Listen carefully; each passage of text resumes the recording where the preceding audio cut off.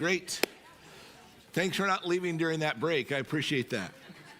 All right. Hey, so we're going to continue in our courageous theme. We are continuing, I should say, in our courageous theme this year. And we're handling some things together that we have talked about for years, but we know that it was going to be a special time, just a unique theme. And courageous is what the Lord gave us as leaders, and some of the things that we've done as a result. We did a whole series on doubt, which was huge, and then we're doing this series now on mental health and the Bible and how those things just kind of interact with one another, and how we might be able to find just a working definition of how the Bible and mental health fit together. And so we feel like this is kind of a courageous thing to do because we don't see much of this happening. So we're in this series called Afflicted, and we've simply said facing the battles that no one sees. So many times that is true. Now, we took a break last week. This is week 4. We took a break last week. We celebrated Mother's Day, had a great time together. So let me just refresh our memories on what we're trying to do here, what we've learned together, and then we're going to go walk into our topic today, okay? Get it?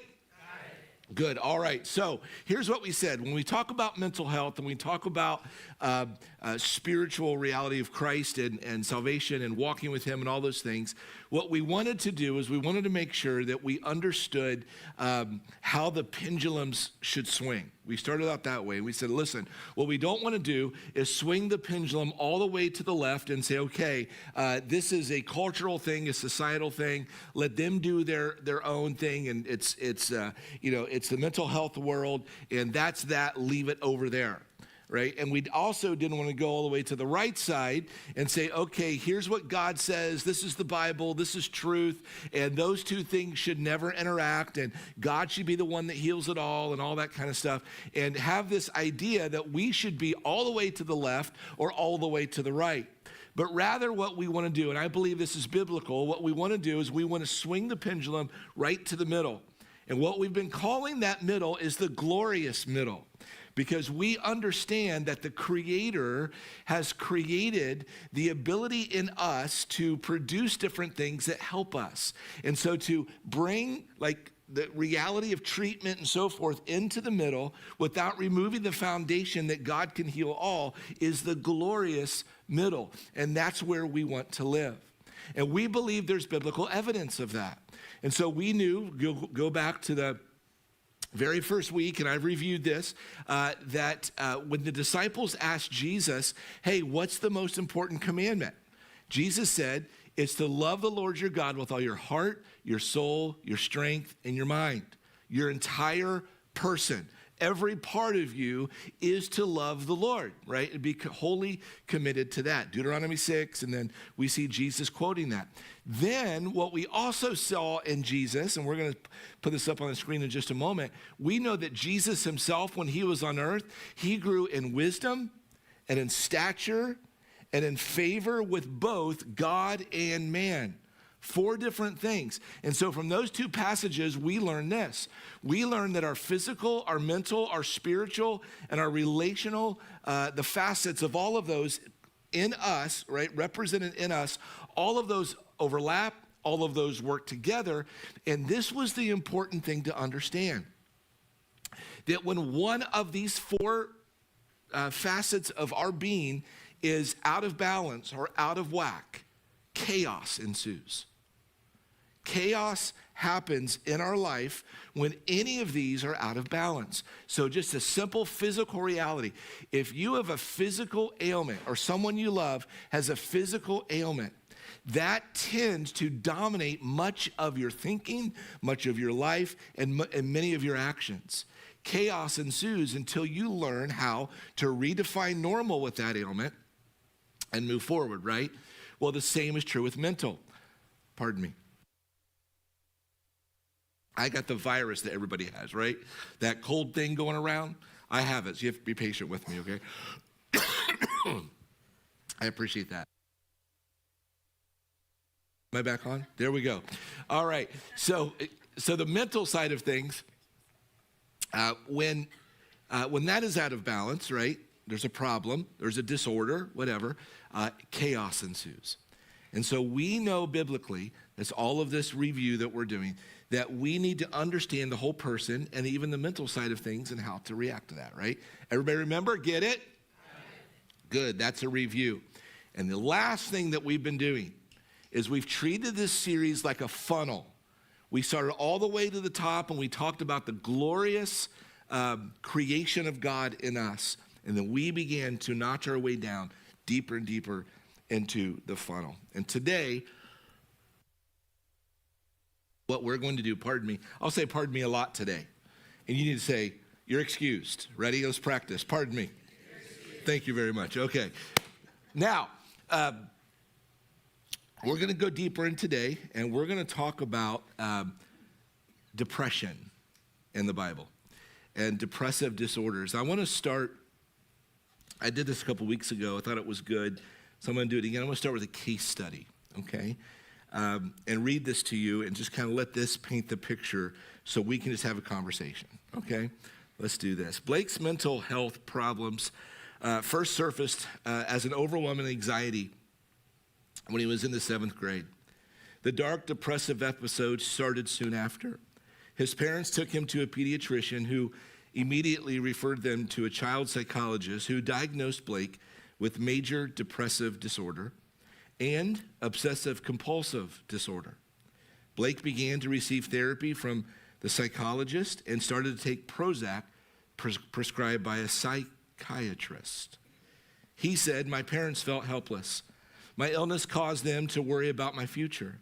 At times, they even lost hope. But through it all, they have been my greatest support. They have constantly been on my side. God blessed me with very supportive parents. They have supported me in every way possible. They have gone above and beyond to make sure that I get the treatment that I need. It has certainly been a journey that has taken a toll on them, but even in the darkest times, they've been on my side." Because of his depression and anxiety, Blake grew up isolated and lonely with few friends. My depressive symptoms were often mistaken for laziness. Nobody could see how much I was hurting. At times, too much was expected from me. I even pushed myself too hard at times so I would not disappoint my family. After years of suffering, I'd only remember what it feels like to feel normal. Over the years, I subconsciously developed ways to hide all the pain, loneliness, and suffering so I could function as normally as possible. But eventually I broke down, and the pain felt too much to handle. Depression and anxiety have always been devastating to my life. That being said, I think they have pushed me to cling more strongly to Jesus. I feel the illness has opened my eyes to how much I need God. Only God can possibly know the pain I've experienced. Only the creator of awareness could completely be aware of every aspect of my struggles. I depend on God to fill so many relational holes. He is a father, a brother, a friend, a constant companion, and somebody who is constantly on my side. I know God does not enjoy seeing me go through so much pain. I recognize illness as ultimately being a product of the fall described in Genesis. God did not afflict me with this illness. He is not sadistic. I have not been completely healed, but I believe that I will be. It may not be during this lifetime, but I'm going to pray for it and ask others to pray for me to be completely healed as well. The hope of God's healing and the joy he has put in my heart keeps me going. I lean on God's love. Guys, that is a case study and an example of the glorious middle. Right, you see it? And that's what we want to try to see and understand. And so with that, just kind of a picture overall, let's talk the clinical side. You know how I've been doing this if you've been here, okay? What does the clinical side say? We'll talk about what a depressive disorder is. But before we get there, let's talk about, and I have these up on the screen if you want to write them down or snap a picture of them. You can have notes, by the way. Anything that I have, you're welcome to it. I don't know if they're going to make much sense to you, but I will certainly give them to you. But there's a common depression, okay? And physicians call it reactive depression. And this is a period of sadness or melancholy that occurs in reaction to personal loss or trauma. While in some instances, a reactive depression may be severe enough to require treatment, it is normally of short duration and self-correcting. Now, I think we all experience this. Any trauma that we have or are going through or difficulty, we have this, right? This doesn't mean it's a disorder. Most of the time, through time and people and all those kinds of things, you begin to get better. Now, I have family and different people in my life have been treated professionally during this time during significant losses, right? And so that's actually a potential as well.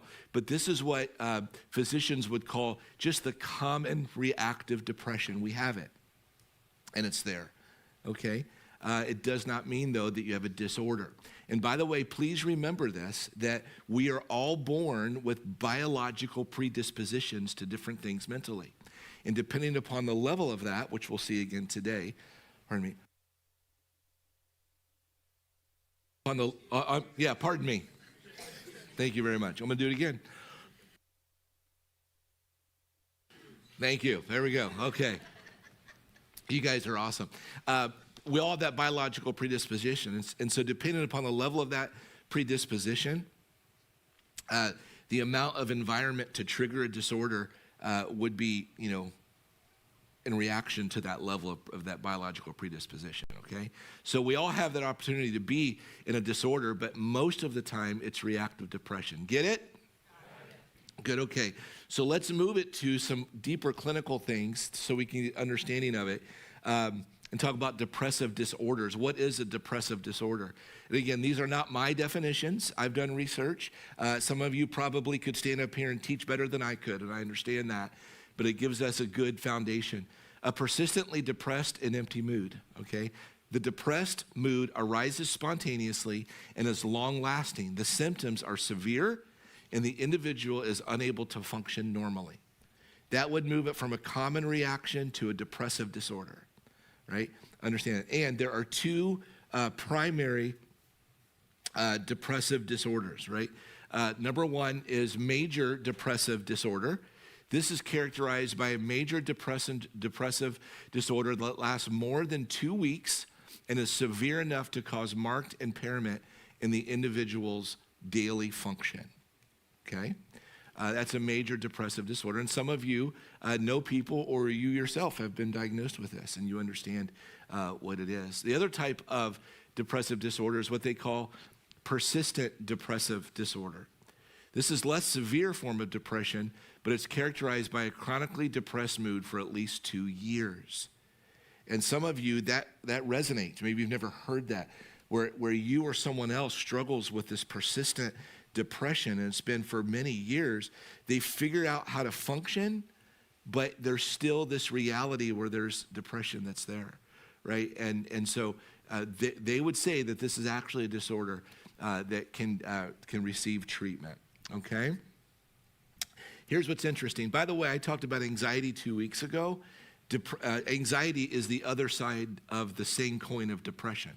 Very, very close in the DSM-5 book that we understand, medical journal, okay? So they're very close. This is interesting. Major depressive disorders is the leading cause of disability in the United States. Just think about that for a second.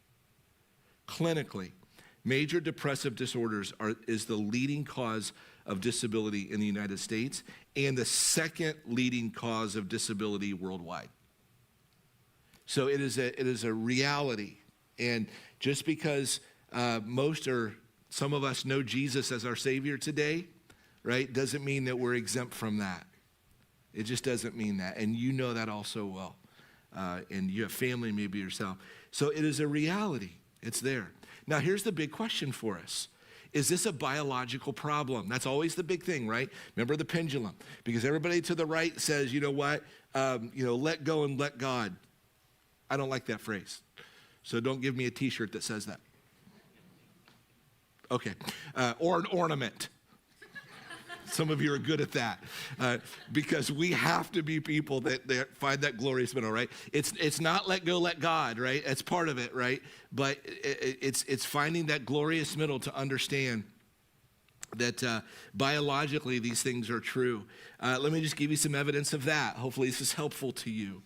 Okay, biologically there is neuroimaging.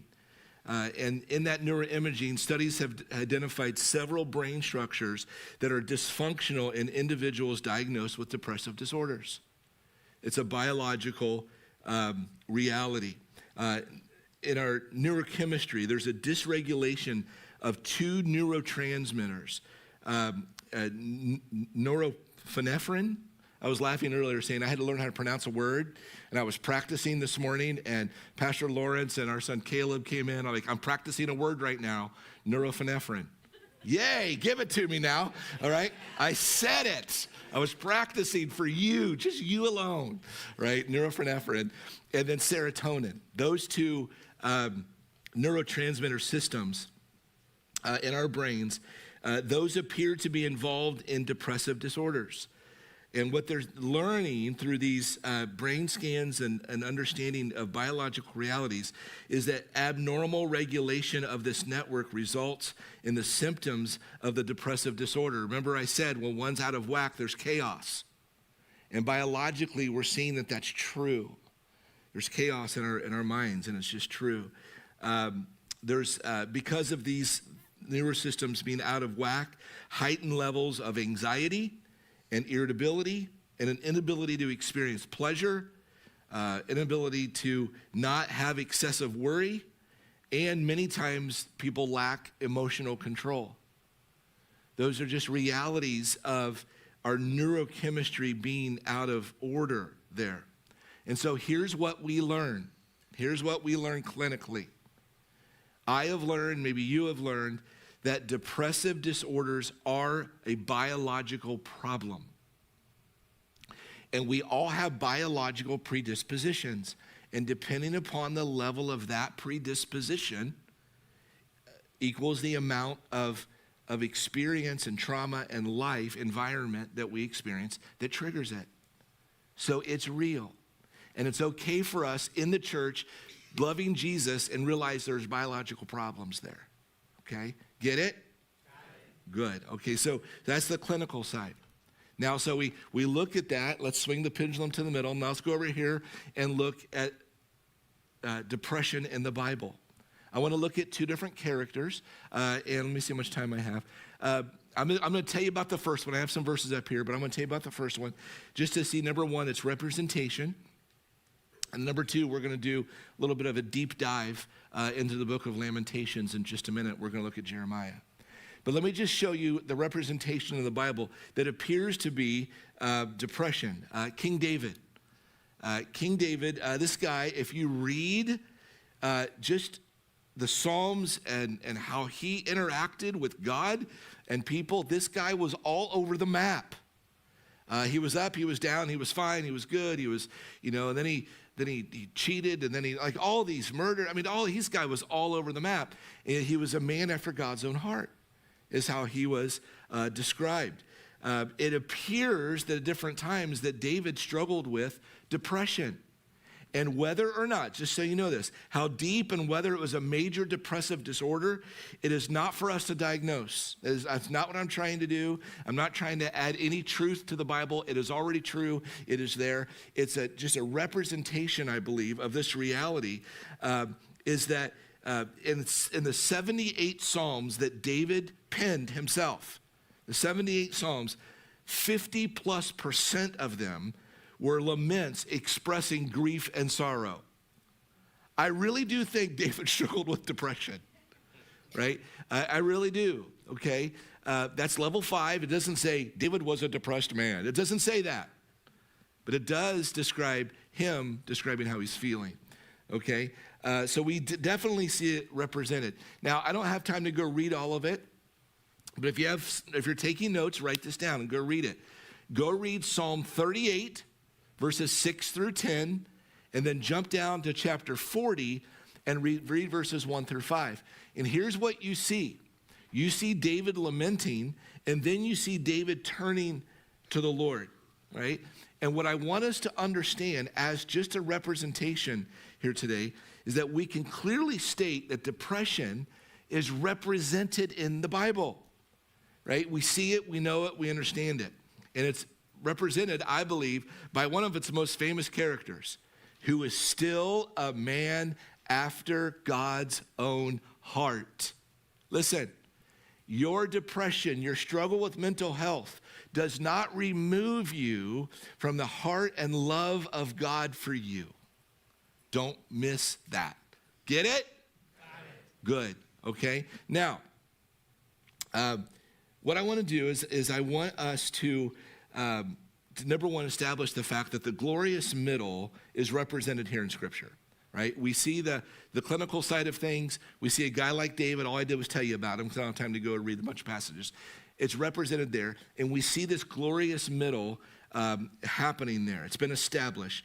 But what I want us to do, my prayer as I came in today, was that we would either begin or continue to have a commitment to first start with God, to factor God into the equation, asking him for the wisdom in the next steps regarding further treatment and even medication if that's needed for you or a loved one. And depending upon the severity of our depression, that will guide us into the glorious middle of professional treatment and spiritual healing. So with that said, let's go over to Lamentations chapter 3. I want to talk about a guy by the name of Jeremiah. He was a prophet. He is also coined and called the weeping prophet. I mean, I would not want to be Jeremiah. I'm just telling you. Like, we were driving home, Marcia and I, the last couple days, we were talking about the message. And I said, you know what? I am so glad that God didn't call me to be a prophet. Those guys had rough lives, man. And Jeremiah certainly felt the depth of this. Let me give you a little bit of context. I believe he struggled with depression for a lot of good reasons. But you remember Solomon's temple, which is one of the greatest tributes to God in the history of mankind. David's son built that. It stood for 400 years or so before it was destroyed by the Babylonians in 587 BC. And Jeremiah saw the destruction.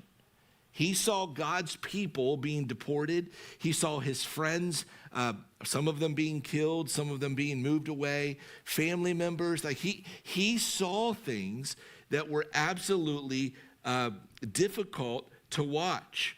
His homeland was destroyed. His temple was destroyed. And I think he was depressed. So let's turn to Lamentations chapter 3. Let's read his response, I believe, to all of this, okay? He said this, I am the man who has seen affliction by the rod of the Lord's wrath. Boom. How many of you have prayed that, right, or stated that? He has driven me away and made me walk in darkness rather than light. He has besieged me and surrounded me with bitterness and hardship. He has made me dwell in darkness like those long dead. See why I wouldn't want to be Jeremiah? He has walled me in so I cannot escape. He has weighed me down with chains. Even when I call out or cry out for help, he shuts out my prayer. I have been deprived of peace. I have forgotten what prosperity is.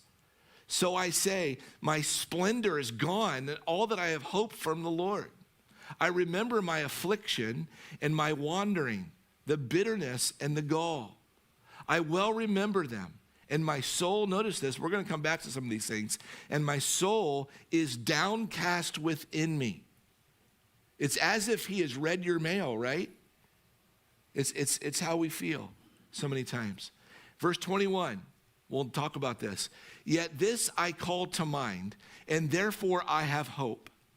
Because of the Lord's great love, we are not consumed, for his compassions never fail. They are new every morning. Great is your faithfulness. I say to myself, the Lord is my portion, therefore I will wait for him. The Lord is good to those whose hope is in him. To the one who seeks him, it is good to wait quietly for the salvation of the Lord. So we see this like, this is where I feel like I am, and yet I'm factoring God into the equation.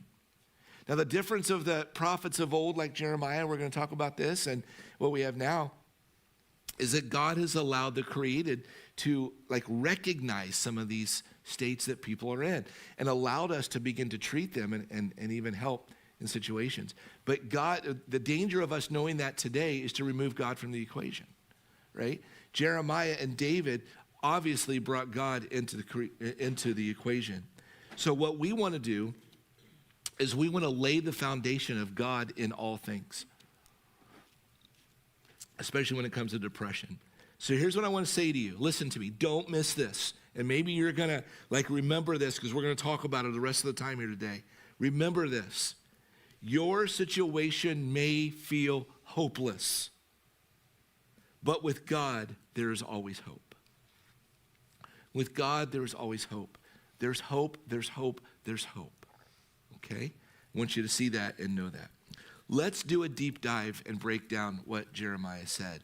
Maybe we can find the hope today too.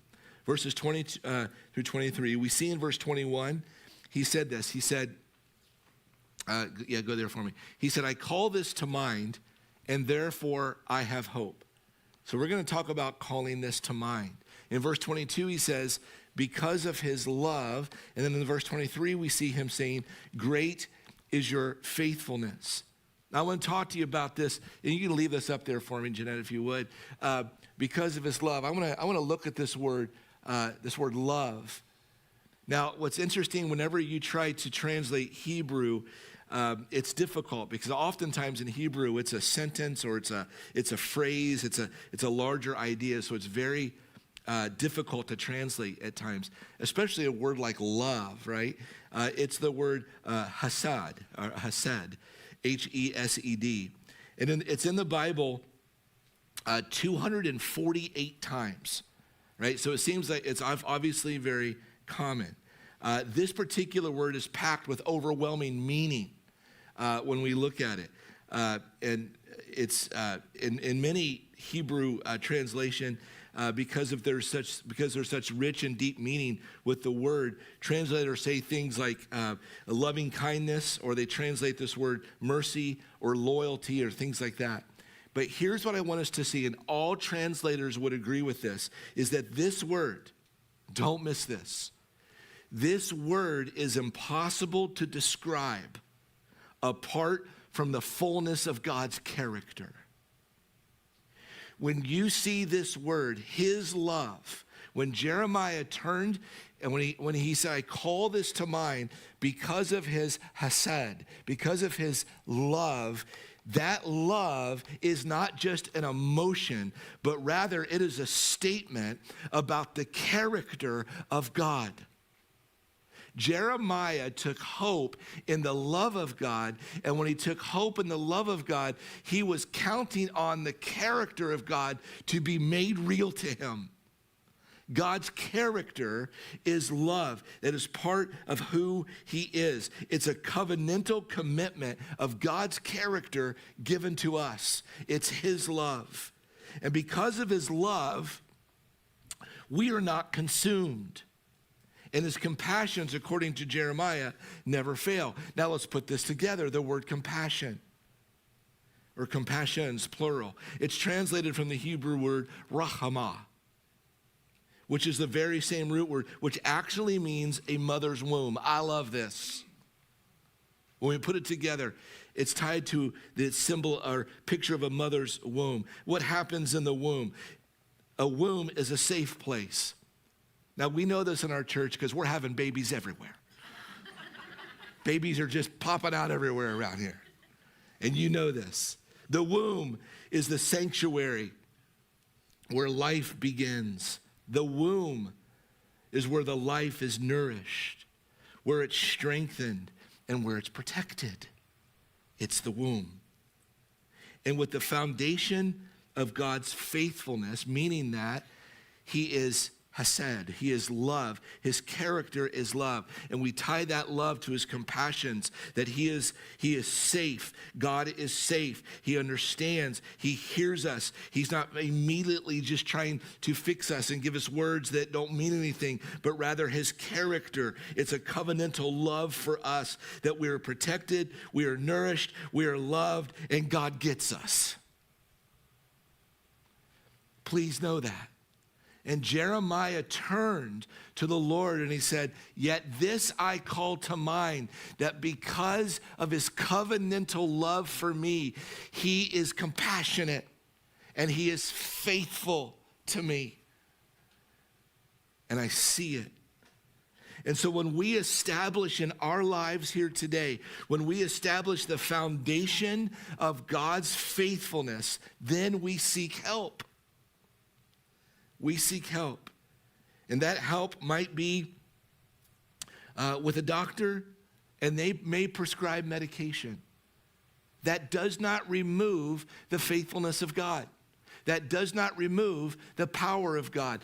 What are we saying? We're saying that the Creator has allowed the created to develop and create things that help us. None of that should ever remove the glory of God working. It's the foundation of his faithfulness and his compassion for us. That might be a good counselor or psychotherapy. Now notice I said good counselor. Okay? And it means that we lean on each other. Can we just be a church for the rest of our lives? Remember, we don't get to matter much. This is all we get to matter, and we're going to put our pebble in the wall. Can we be a church that can be real? Can we be a church that can come to one another and say, this is the reality of my life, and I'm struggling today. I'm calling you. Would you just pray for me? Would you give me advice? Would you help me see what I'm not seeing right now? We need to lean on one another. Now, what I want to do is I want us to see verses 20 and 21 again. I think that's back up here on the screen. Remember, we're doing a deep dive. I well remember them, and my soul is downcast within me. Here's what I want you to see in verse 20. That's a posture. That's a posture. I don't know the physical posture that Jeremiah had when he said it, but here's what I imagine. I imagine shrugged shoulders. I imagine head down. I imagine a hat on. I didn't wear a hat, but I imagine that. I imagine hiding. And I imagine someone that did not have the confidence, did not have the ability to look up and square their shoulders if they stayed in that state. Sound familiar? I think many people, they're walking around with shrugged shoulders. They walk around with their head down. They're not able to look at you. They wear hats. They try to hide. And there's a major depressive things going on. And I just see this when he says, I well remember, and my soul is downcast within me. I just wonder, it's level 5 interpretation. I just wonder if that's how he felt. Okay? But then in verse 21, he said this, yet I call this to mind. What did he do? I'm calling back in my struggle, I'm calling back to mind the God who created me. I'm calling to my mind the God that is glorified and is proud of me bearing his image. We are image bearers. I'm calling to mind the faithfulness. I'm calling to mind the love. I'm calling to mind, right? Who God says that I am. And one of the phrases that I've used for years and years and years and years is that we need to act our way into feeling, not feel our way into acting. And so what Jeremiah was doing, he was saying, yet I am making a volitional effort to say, I remember the faithfulness of God.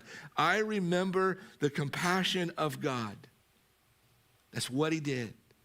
God was his foundation. And then he said, and therefore I have hope. Here's what I want you to see. I want you to see the posture change. I want you to see the posture change. The first posture is shrugged shoulders, head down. The second posture is head up. I'm calling to mind, shoulders back, who God is and what he has done. It is a conscious effort to do it. And I don't know if he did this. Again, I'll tell you every time, level 5 interpretation. But it appears to me at least this posture was there. I don't know if he did this or not, but maybe in his darkness, he looked down and he changed his posture. And maybe he looked up toward heaven, and maybe he began to raise his hands. And whenever you raise your hands, one of two things is happening. One is, I'm surrendering. Okay? I surrender. Somebody points a gun at you. Please do this. Please surrender. When someone threatens you, I surrender. And I think Jeremiah was surrendering. Yet this I call to mind. I surrender. Let me tell you the other thing happens. As represented when you raise your hands. You know where I'm going? Victory. Victory. When you raise your hands, you're either surrendering or you're in victory. And when it comes to following God and remembering that his love is tied to his character for you, and remembering that his compassions are new every morning, and remembering that his faithfulness is great, you are doing two things at once. You are raising your hands and you are saying, God, I surrender to the character that you have continued to maintain throughout history. I see it in the prophets of old. I see it in the New Testament, and people planted the church and how he was faithful to Paul and Peter, and you start naming people right down the line. I see it. I surrender to you. You are good. You have been good. I trust you. I surrender. And then you see him, remember, we're going to find that glorious middle. We see him promising to you victory when we're fully surrendered. And that's what I want us to see today. I think Jeremiah had two postures. I think he had one posture of defeat, which is real and right and true. And then he said, but I'm going to surrender. I call this to mind. Look at verses 23 through 26. They are new every morning, his mercies. Great is your faithfulness. I say to myself, now just remember, imagine him now with his hands raised. The Lord is my portion, therefore I will wait for him. The Lord is good to those whose hope is in him, to the one who seeks him. It is good to wait quietly for the salvation of the Lord. See it? It's a posture change. It's a posture change.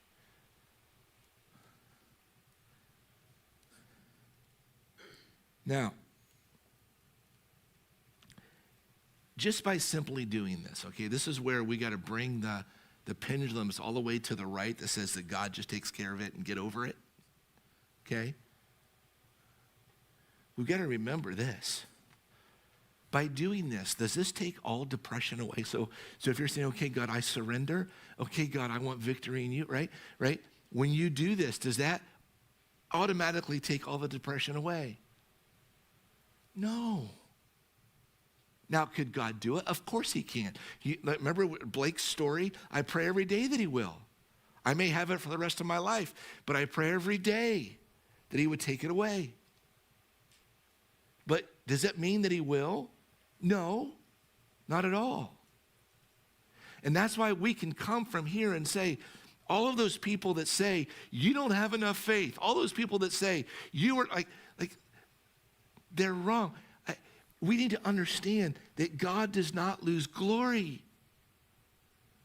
when we surrender to him and realize the glorious middle, that there's glory in the created. So God can absolutely heal it, but absolutely remember that if he chooses not to, it's not robbing him of glory. Can you remember that, please? And so we come to the glorious middle. This is what we're trying to do. We're trying to make sure that we're factoring God into the equation. And whatever steps you need to take, we remember that there is glory in the created. He is the one that does the work. He is the one that does the healing, even if it's through the created helping us. He is the one sustaining. This posture of hands raised, coming to the glorious middle, changes our minds and our perspectives. It ensures that God is never left out. And it ensures that glory is never robbed from him, and that he does receive the glory due to him. And this is where mental health meets an all-powerful God. And it's what we call the glorious middle. Get it? Good. I'm done. There you go. It's the best I can do today. So listen, if you're in this state, the situation, listen, you don't have to hide it. Please don't try to hide it. Don't try to be tougher, right? Suck it up. Don't be a Blake. Don't do that. Let's be real, but let's take steps to make sure that that doesn't define us. Our Lord defines us, okay? And then we walk in the glorious middle wherever he might lead. That should provide for us great freedom to follow Jesus with passion and the belief that he can do anything. Does that make sense? All right, give me a thumbs up, right? Let's do something different. There we go. All right, let's pray together. Jesus, we're so thankful for you. We're so thankful for your word. Lord, Lord, I say it over and over again. I feel like whenever I preach that the more that I read your word for so many years now, I'm finding over and over and over and over again that it's true. That you, who is represented in the word, you who used people to write your very words, you who allowed us to have your word, you show up in it. You show us that you care. You show us that you love us. You show us that you'll never leave us. And you give us great examples like David, and you give us great examples like Jeremiah. And Lord, there are others that struggled with the very same things that we do here today. And Lord, they were in a time that was different from now. But you've allowed us to live now. You've allowed your created to develop and to work and create. And all of that creation has brought you glory. And when we see your creation with more help and understanding of how our bodies work, boy, Lord, you are coming off the charts in glory. We see you in all of it, if we'll just open our eyes. And Lord, I pray today that if anyone today is, number one, Lord, if they're in this common depression, if they're going through a struggle, they're going through trauma today, I pray that you would stick closer to a brother, that you would be close to the brokenhearted, that they would be reminded that they do not walk their path alone, that you are a God that loves them, that understands them, that created them, and that you are in every step. You're not just at the end of the road, you're walking the road with them. You're not just in the room, you're in the booth with them. You are in the room, you love them. God, just make that real. And Lord, if there are people today that have a true disorder, Lord, because of trauma or just the way that we're wired, I pray that you would give them the courage and the strength to change their posture. I pray that you would give them the courage and strength to raise their hands and surrender to you, and then raise their hands in victory to you, because we know, if we know you and follow you, that you've given us victory for all eternity. It's there, it's real, it's right, and it's true. And as we change our posture, Lord, and we come to the glorious middle, I pray that you would heal people. I pray that you would heal them without any intervention, and I also pray you would heal them with intervention. Either way, Lord, may you get the glory, God. So encourage my friends here, encourage my family here, encourage anybody that might be new, Lord, that they know God loves them, that you're a God that gets them. You get us, God, and we're so thankful. We love you. In Jesus' name, amen.